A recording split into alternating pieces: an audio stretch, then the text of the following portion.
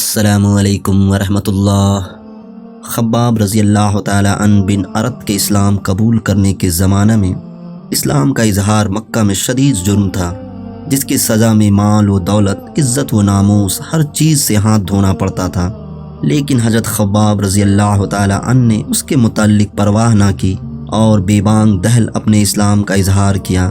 یہ غلام تھے، ان کا کوئی آدمی مددگار نہ تھا، اس لیے کفار نے ان کو مشق ستم بنا لیا اور ان کو بڑی دردناک سزائیں دیتے تھے۔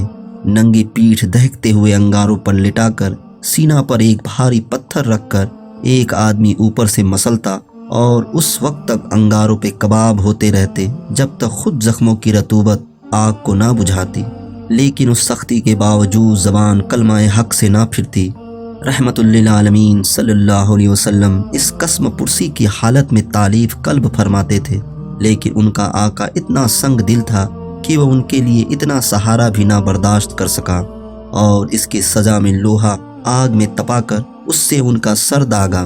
انہوں نے حضرت صلی اللہ علیہ وسلم سے کہا کہ میرے لیے بارگاہ الہی میں دعا فرمائیے کہ وہ مجھ کو اس عذاب سے نجات دے۔